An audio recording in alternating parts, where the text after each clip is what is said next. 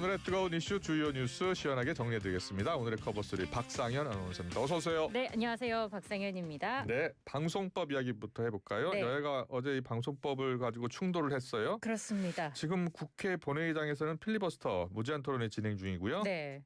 필리버스터가 지금 진행이 되고 있고요. 일단 여야가 어제 쟁점 법안 가운데 말씀하신 것처럼 방송법을 가장 먼저 상정을 했다는 소식부터 좀 전해드리겠습니다. 앞서 국회가 어제 오후 2시쯤 본회의를 개의했고요. 민주당이 처리를 주도하는 방송 3법 등의 의사일정 변경 동의 안건을 표결에 붙여서 가결했습니다. 당초의 안건 처리 순서가 상법, 방송 3법, 노란봉투법 순이었는데 방송 3법을 가장 먼저 처리하는 걸로 바뀐 겁니다. 네. 방송법은 윤석열 정부에서 거부권 행사로 폐기됐던 방송 3법 가운데 하나로 공영방송의 지배구조 개편을 핵심으로 하고 있습니다. 그래요. 예. 필리버스터가 어제 오후 4시부터 시작이 된 거 아니에요? 네, 맞아요. 어제 정확히 말하면 어제 오후 4시 1분부터 그래요. 시작이 됐어요. 지금도 계속되고 있다고 하고요. 일단 국민의힘에서는 방송법 개정안이 궁극적으로 민주당 입맛에 맞는 인사를 방송사 경영진에 앉히는 방송 장악법이라고 주장을 하고 있습니다. 필리버스터 반대 토론 첫 주자로 나선 게 국민의힘 신동욱 의원이었습니다. 네. 방송법 개정안에 대해서 1980년도 신군부의 언론 통폐합에 버금가는 언론 목조르기 법이라고 생각한다라고 지적을 했습니다. 신 의원은 공영방송 이사수 확대, 추천 권한 다변화 등 방송법 개정안의 주요 내용을 언급하면서 좋은 것처럼 들리지만 법을 보면 여러분들의 편을 많이 집어넣겠다는 다변화라면서 객관적인 공공성은 있어 보일지 모르지만 실질적인 공공성이 전혀 없다고 강조했습니다. 신 의원의 필리버스터가 무려 7시간 반 동안 이어졌고요. 이에 김현 민주당 의원이 반박 토론자로 나섰습니다. 방송 3법이 방송을 장악하려는 법이라는 건 언어 도단이고 새빨간 거짓말이다 이야기를 하면서 공영방송을 정상화하는 법이 바로 방송 3법이라고 주장을 했습니다. 말씀드린 것처럼 필리버스터 계속 진행이 되고 있는데요. 근데 국민의힘이 필리버스터를 통해서 쟁점 법안 처리를 막으려고 해도 지금 민주당이 절대 다수 의석을 차지한 상황 아니겠습니까? 민주당이 국회법에 따라서 필리버스터 시작 24시간 뒤에 표결을 통해서 토론을 종결하고 법안 표결에 들어갈 수가 있습니다. 네. 우원식 국회의장은 어제 오후에 민주당 문진석 의원 외 166인으로부터 방송법 일부 개정 법률안 대안에 대한 무제한 토론 종결 동의가 제출됐다고 밝혔어요. 다만 표결을 하더라도 한 안건에 대한 필리버스터만 종결시킬 수 있기 때문에 여당으로서는 오늘 끝나는 7월 임시국회 내에서는 물리적으로 법안 한 건만 처리가 가능합니다. 그래서 방송 3법 가운데 나머지 두 개인 그 방송문화진흥회법 그리고 한국교육방송공사법 개정안과 노란봉투법 그리고 상법 개정안 처리 문제는 8월 임시국회로 넘어가게 됩니다. 네. 양곡관리법이나 농업법 등은 통과가 됐어요. 네, 그렇습니다. 국회가 농수산물 유통 및 가격 안정에 대한 그 법률 일부 개정 법률안 이른바 농안법과 양곡관리법을 통과시켰습니다.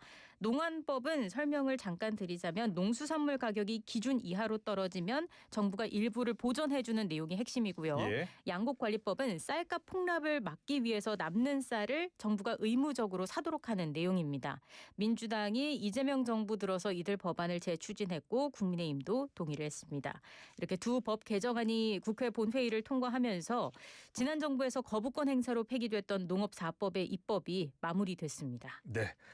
자, 국민의힘 당대표 본경선 이야기 해볼게요. 네. 본경선에 향할 4명의 후보자를 가리는 거잖아요. 네, 그게 그렇죠. 오늘과 내일 예비 경선을 통해서 가려져요. 네, 맞습니다. 오늘과 내일 이틀 동안 예비 경선을 통해서 본 경선에 오를 당대표 후보 4명 그리고 최고위원 후보 8명을 결정하게 되고요. 결과는 7일에 내일 모레 발표가 됩니다.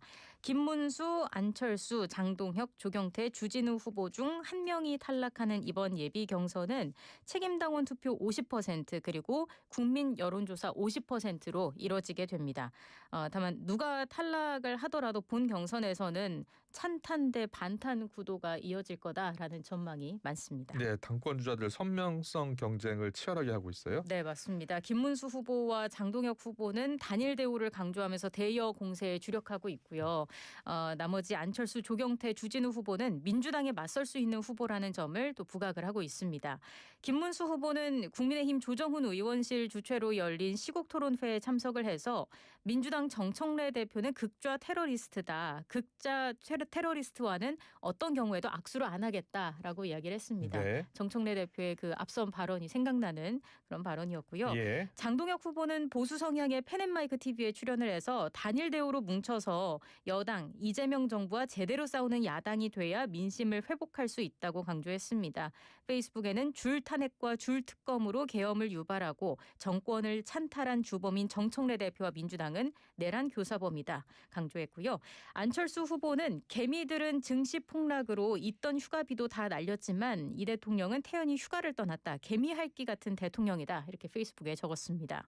조경태 후보도 국민들에게 총부리를 겨눈 비상계엄을 옹호하는 세력들이 또아리를 트게 해서는 안 된다라는 글을 페이스북에 남겼고요. 예. 주진우 후보는 김문수, 장동혁 후보를 겨냥해서 이재명 대통령 재판 재개 투쟁에 집중하겠다고 했지만 구체적인 방법론을 제시할 수 있어야 한다면서 지방선거와 총선에서 우리가 승리하면 이재명 재판은 재개될 수 있다고 페이스북에 적었습니다. 네. 이렇게 좀 당권 주자들의 목소리가 뚜렷한 상황입니다. 그러네요. 5명의 후보 가운데 이제 4명의 후보가 모레 결정이 되는 거네요. 네, 그렇습니다. 네, 계속해서 김건희 특검 이야기 해보겠습니다. 윤석열 전 대통령의 완화 체포 영장 다시 집행할 것이라고요? 네, 문홍주 특별검사본은 최대한 불상사가 일어나지 않는 게 좋은 해결 방법 아니겠냐라면서도 애초에 말했던 것처럼 체포영장 집행 의사를 갖고 있고 문제가 발생하지 않도록 신중히 검토할 거라고 강조했습니다.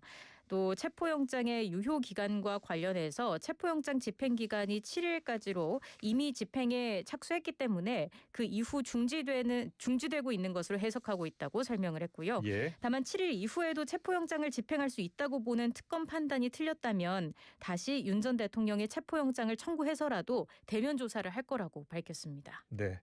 특검이 박근혜 이 국정농단 특검도 언급을 했다고 해요. 네, 이게 윤 전 대통령이 수사팀장을 맡았던 그 박근혜 국정농단 특검을 김건희 특검이 거론을 한 겁니다.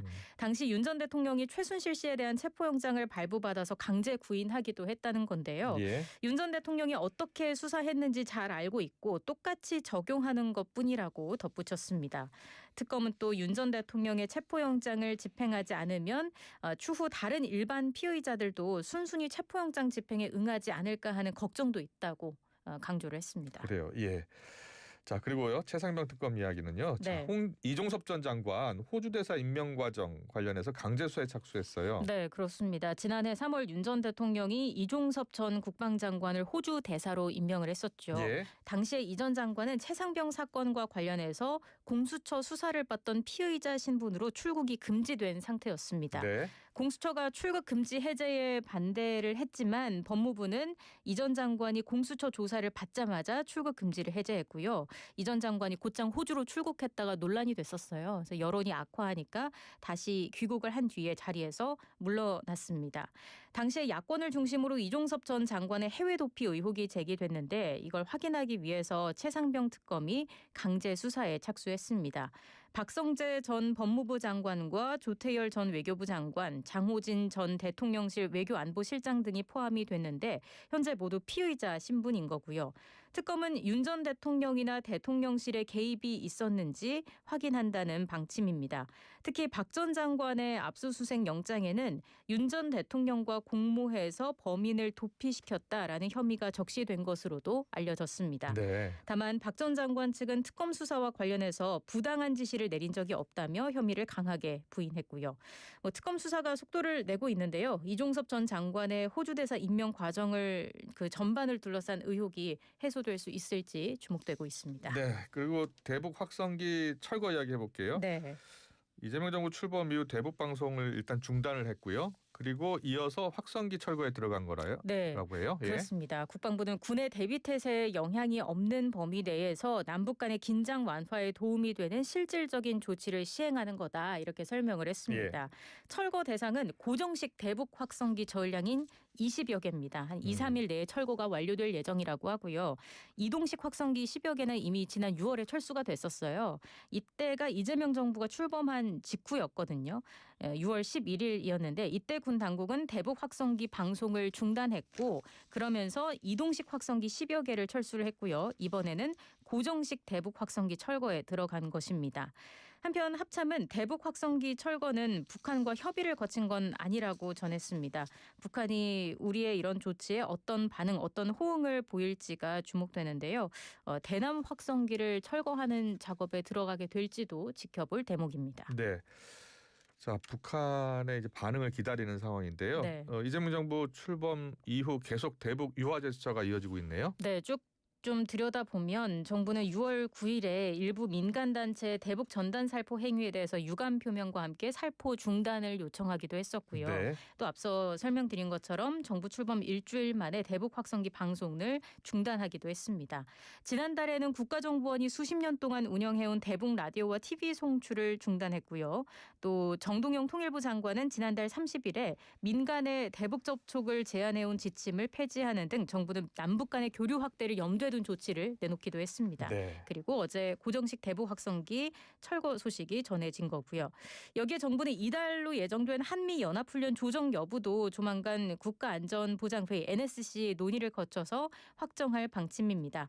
그리고 이제 다음 단계로 거론되는 게 9.19 남북 군사합의 복원이에요. 예. 9.19 군사합의는 그 남북이 2018년 9월에 평양 정상회담에서 지상, 해상, 공중 적대 행위 중지, 비무장지대 평화지대화 등을 하기로 한 그 합의인데 이걸 복원하지 않겠느냐라는 전망까지 나오고 있습니다.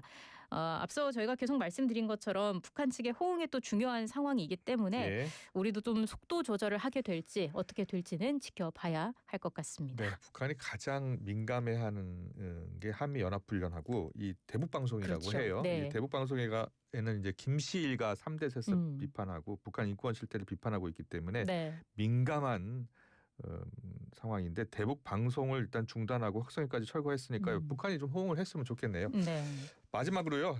민주당이 주식 양도세 대주주 기준 원점에서 재검토하기로 했어요. 네, 양도소득세 대주주 기준을 놓고 투자자들의 반발이 있지 않았습니까? 반발이 나오면서 결국 정청래 민주당 대표가 두 가지 시나리오를 만들라고 당에 주문을 한 겁니다.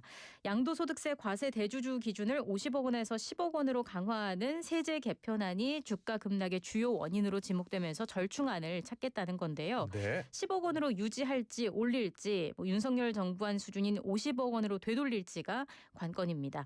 정책위는 앞으로 사흘 동안 당내 의견을 모아서 최종적으로 목요일까지 정청래 대표에게 보고할 방침입니다. 네, 정 대표가 함부령까지 내렸더라고요. 그렇습니다. 네, 오늘 뉴스 정리 잘 들었습니다. 박상현 아나운서와 함께했습니다. 고맙습니다. 고맙습니다.